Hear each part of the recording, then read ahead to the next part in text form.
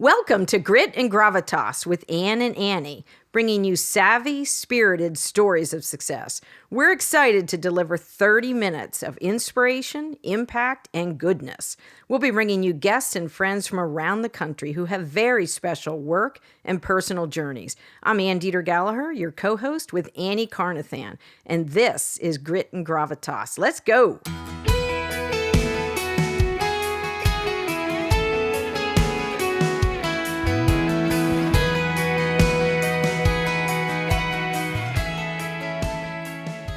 Annie, we need to thank all of our listeners and viewers on YouTube for sharing, for liking, for commenting, and for their recommendations for new guests. We love that.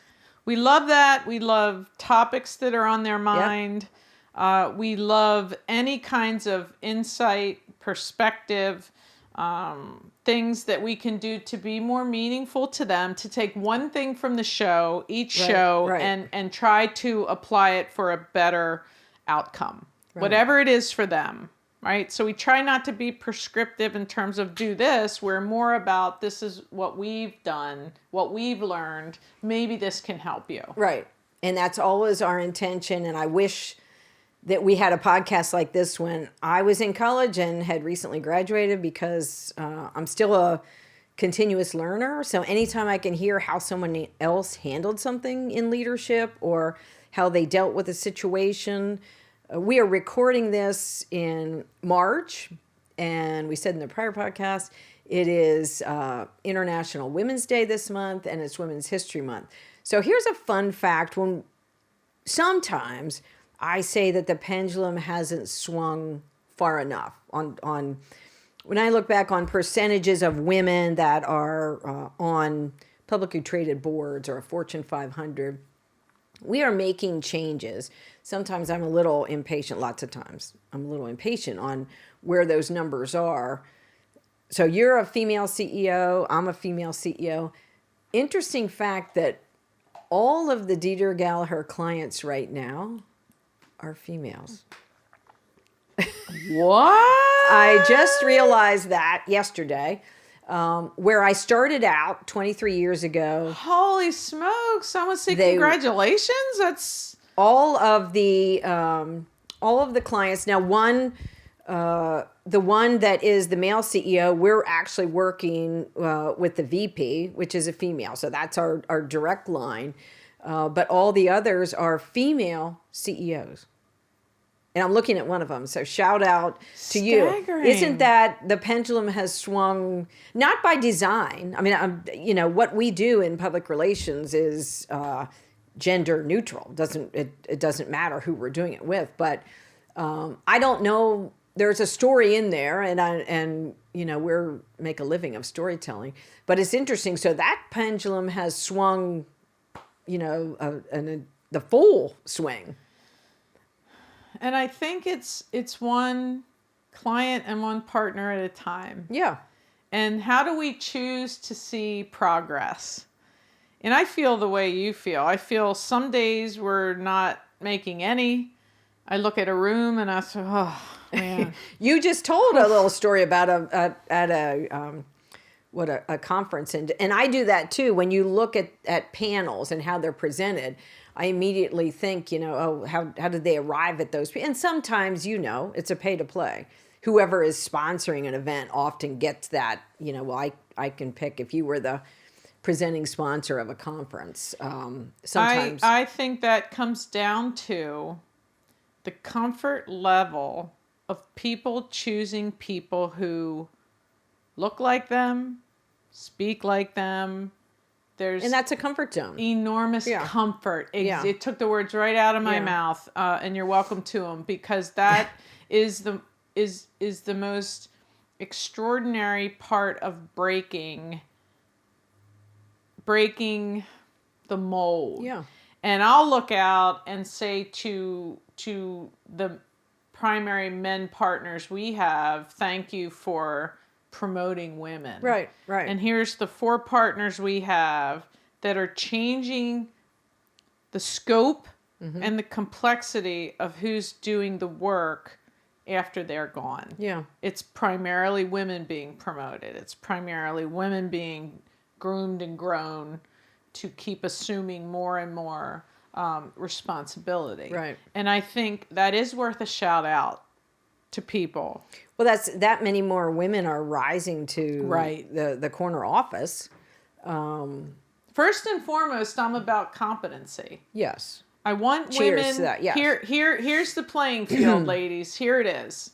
Right? We can make excuses. It's and there's unfair every day in every aspect of life. We don't come out into the world with a guarantee for a fair life, right?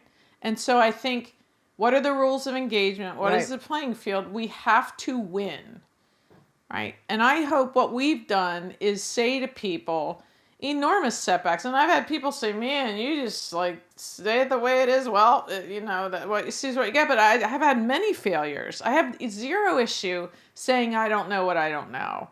I have zero issue saying I don't have all the answers. And I think a lot of our partners have to help us get to the answer, because it's changing so much every day. The ground beneath our feet is just changing literally every day. So, we need women to rise up, right, and help us understand more of how to win in the world we're in. And there's different seasons of life for all of us.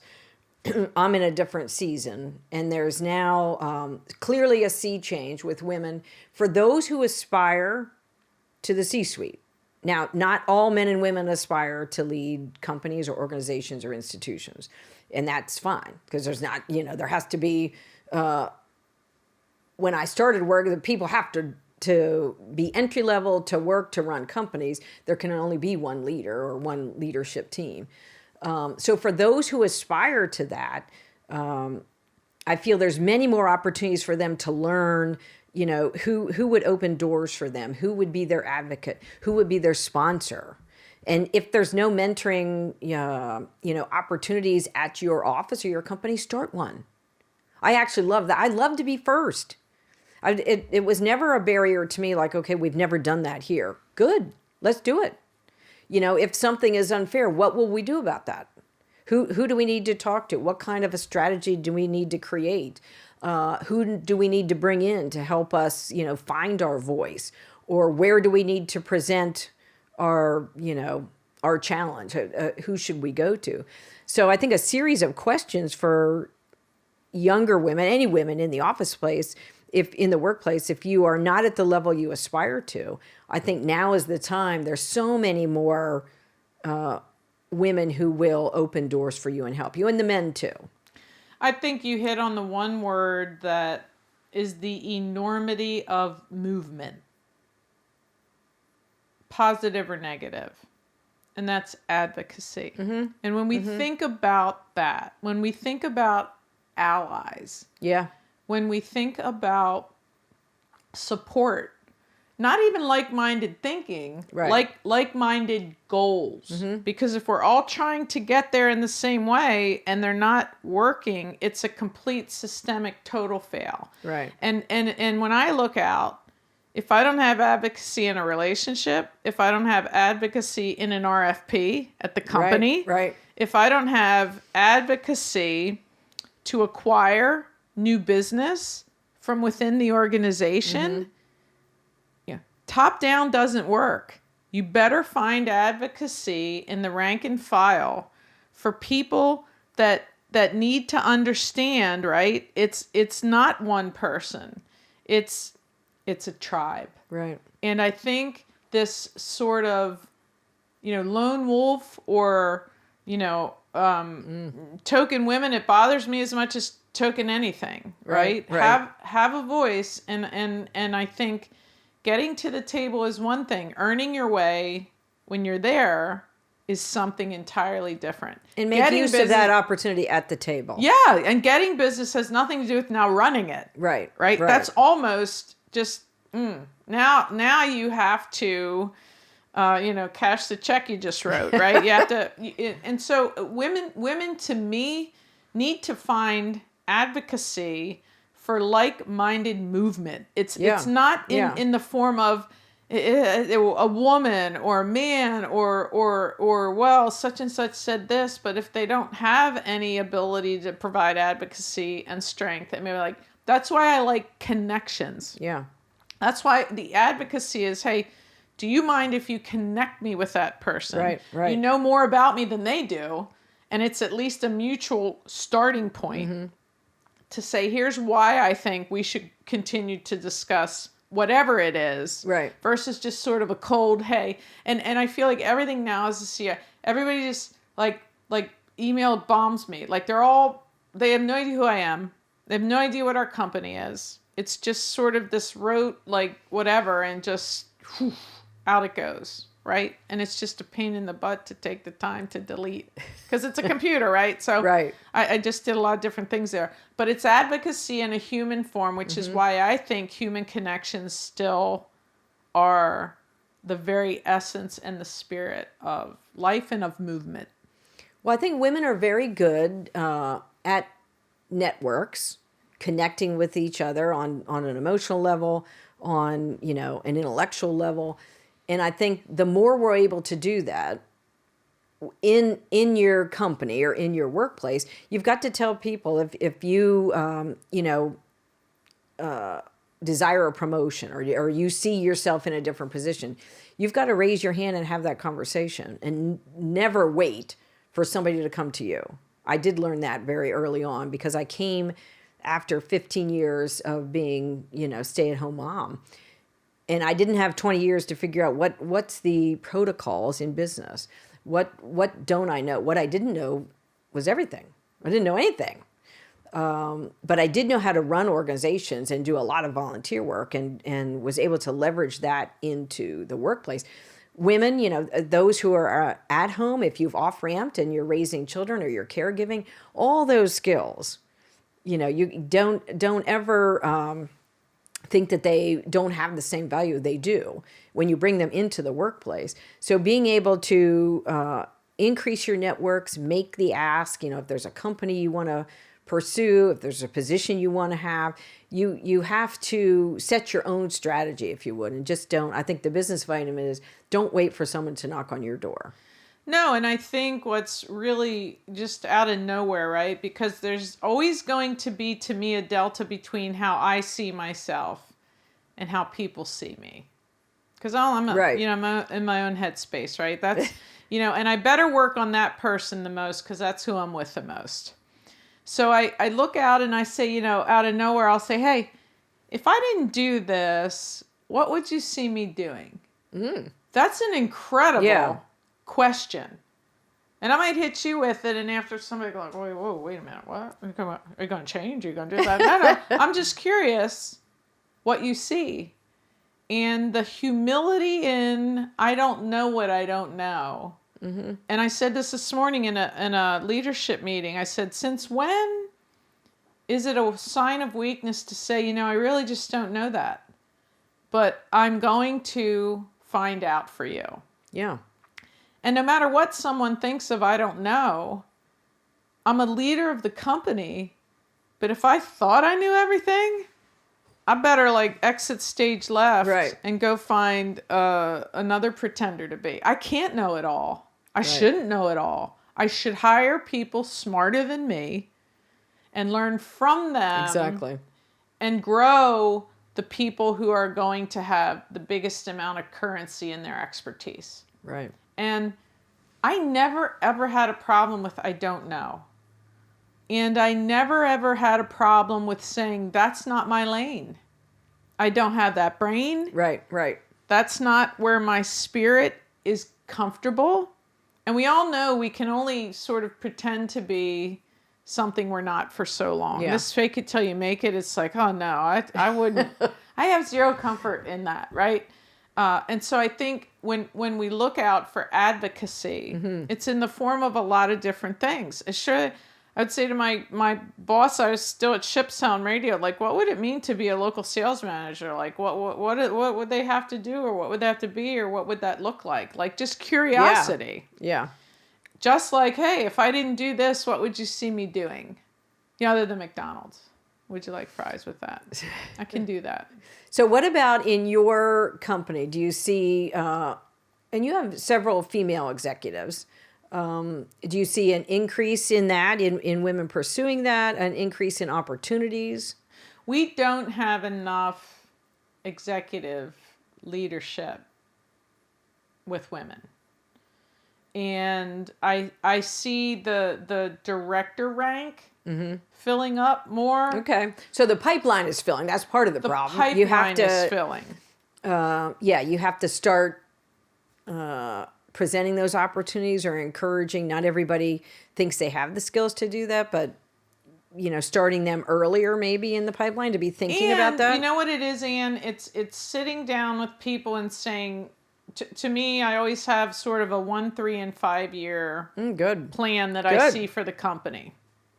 And so my question would be... But that's not bad for us individually either. That's what I was going to make that point. So I'll say, and I don't have as much of this frontline anymore, right? Because I manage the executive leaders.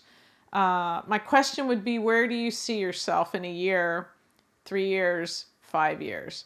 And to me, I'm a 50-50 person, right? I don't want to care more than they do. I don't want to do all the work to provide. It's not up to me to chart your career path. The question is, if you want to do it here, do I see a path I can help build for you? Yeah. Do I see a way that you can grow a career here for the long term if that's what you want to do? So I think it's important for me when I say, especially if someone's disgruntled, or they're not getting promoted, or they're not making enough money, or why don't we do this and why don't we do that? And I sit there and I think, okay, what would you do?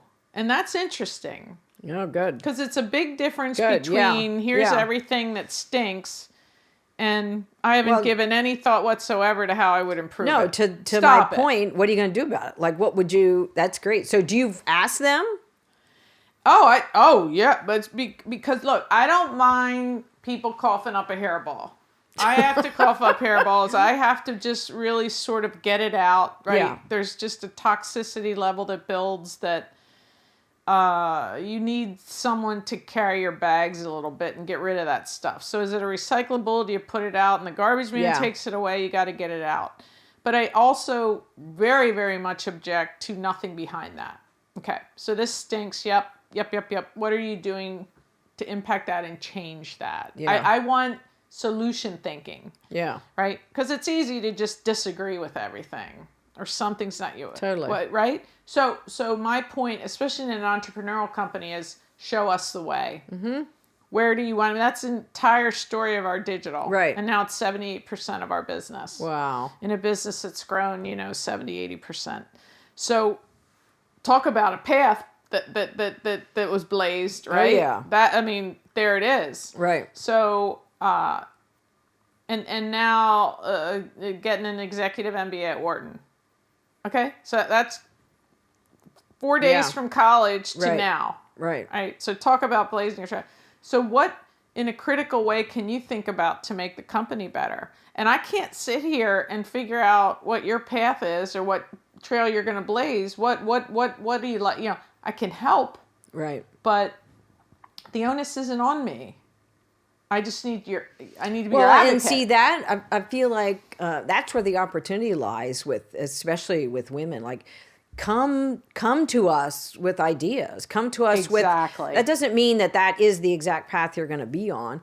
But I think as far as advocates, the men, in the offices are much more willing to open doors for us. I mean, in my own experience, all the male CEOs I worked with were fabulous advocates. They really were. Very, very honest.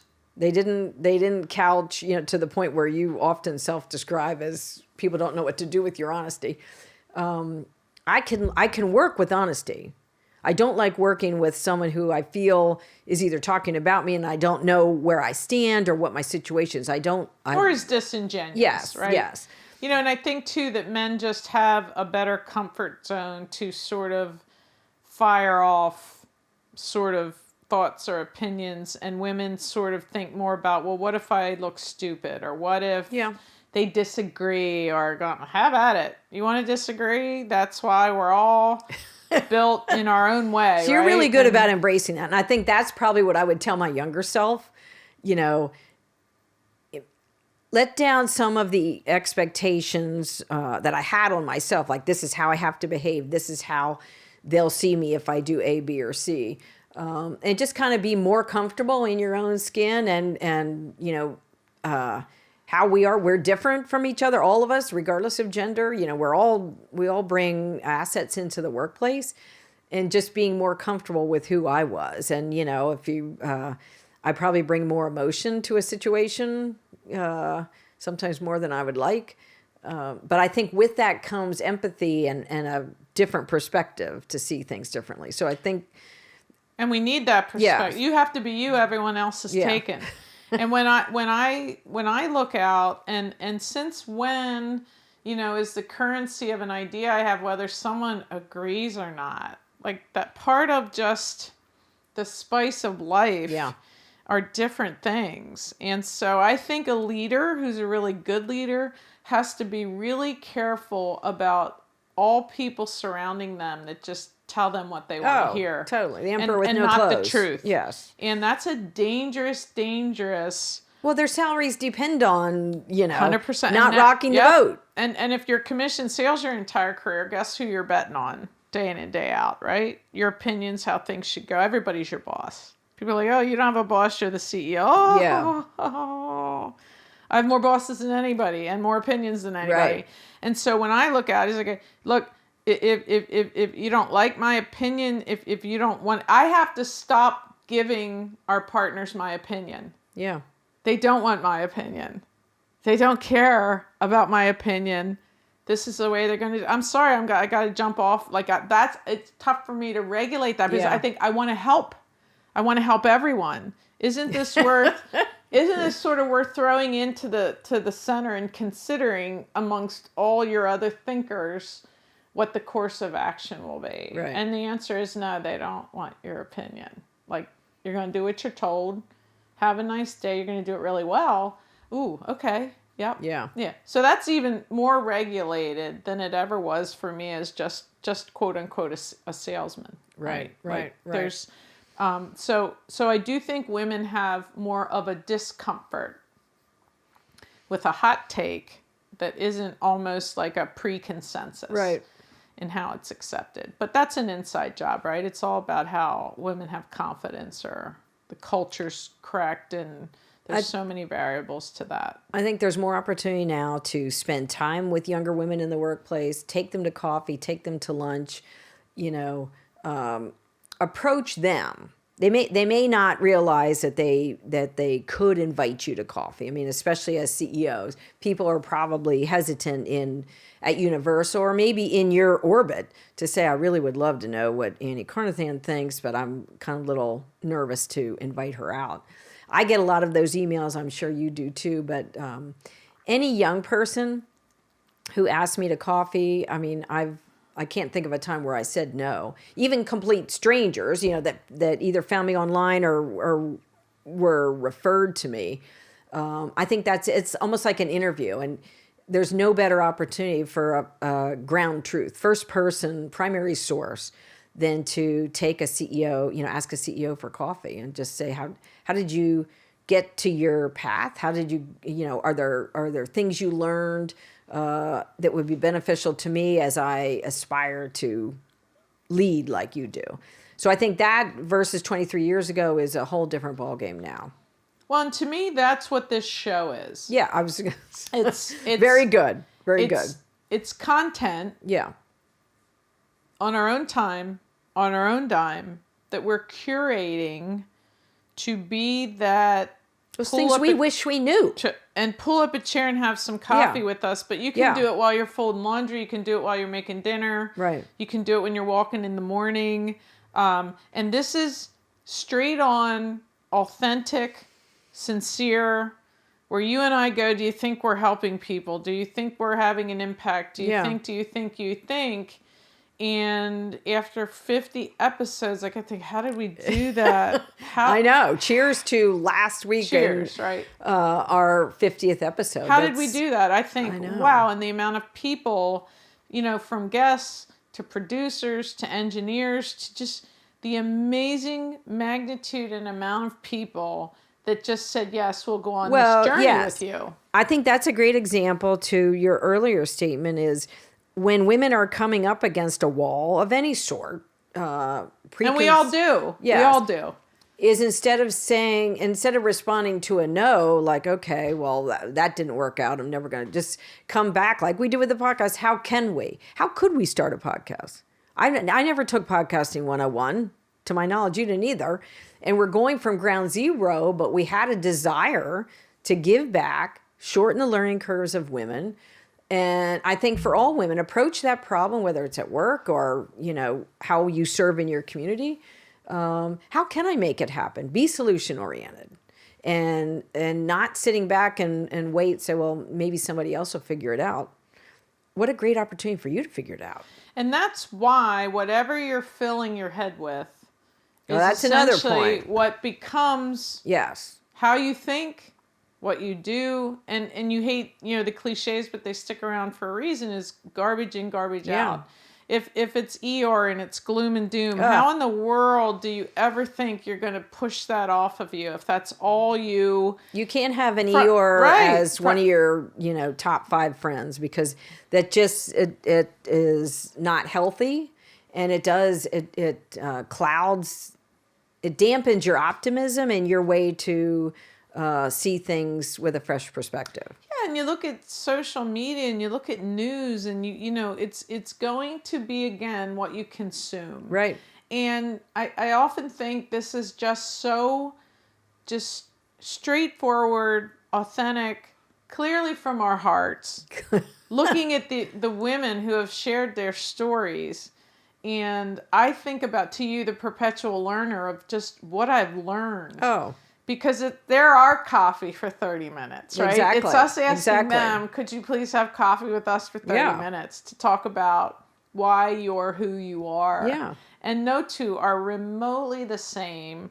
And it's like, I'm like, what? Who would, like, what? Yeah. That's part of your story. So, and I could go back to the shows ones and go, like, everyone was that revelation of the human behind the professional that didn't take no, that failed forward, that you were just so much. And that's men and women. Yes. That's not exclusive to women Nothing's feeling. Final, though. Yeah, exactly. The only thing that's final is when we quit. That's the only guaranteed outcome. And trust me, there are times where I should pivot and just not fight so hard, right? Stop fighting Annie and move on to the next hill. And tough to learn. But look, that's the only guarantee in life is when we quit. Or when we don't ask. And so what? Ann Gallaher, you don't know me from Adam. Will you have coffee with me? And you say no. Okay, great. Well, that's what I offer. What's the worst that could happen? That's exactly right. Like in any relationship, we don't hear no. Why couldn't the best happen? Why couldn't the person comes 50-50? The person you're asking would come back with a positive. But as women, I do, I feel responsibility to advocate for other women and to make sure doors are open for them if that's in my control. I've sent many a reference and a recommendation, as I know you have, making introductions, and would you consider so-and-so? Would they be allowed to submit the resume? Whatever that is. But I think we're living in a great time, and it's surely changed from 23 years ago for me. And my entire point to charity, to tithing, right? Our time is the same for everyone in a day. Yep. And when it comes to consideration for others, charity, I really feel like I try to help everyone.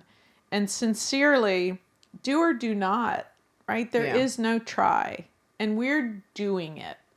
And that's a pride in me that's equal to every single career accomplishment I've had, is my ability to give, my ability to share, and really the continuous effort to assist anyone I can to be better, like Yeah. to just succeed more. Well, I So think that's probably our business vitamin for March as Women's History Month is do that. invest pay in it forward. Right. Invest in young women around you, in your starting with your own family and then working. My brothers, are fabulous advocates. My husband is the number one advocate and fan.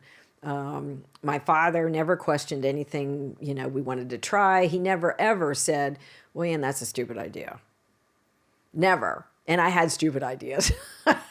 And same, for my sister, as far as the girls in the family versus the boys. So I think in our, start something. It's a challenge to our listeners. Start a podcast. We'd love to learn from you. And again, as a reminder, we hope we're one of the top 5 podcasts that especially the women are listening to. If you're surrounded, if your top 5 podcasts define you, we would like to be number 1, maybe number 2, but really we'd like to be number 1. I'm going to end this segment. You're my number 1. And so you don't ever fail to make me smile, and be really grateful and appreciative of you. So thank you. Well, cheers to you, Annie Carnathan. Thank you to all the women in our lives who Amen. are carrying the torch and doing awesome, cool things that we're learning about that trip and get back up again. And cheers to our sons and our husbands, too, for getting out of our way. Great, man. Thank you. Thanks for listening. It's our desire that these stories will bring energy, ideas, and fresh thinking that you can use today. Subscribe to our podcast and follow us on Instagram, and have a high gear day.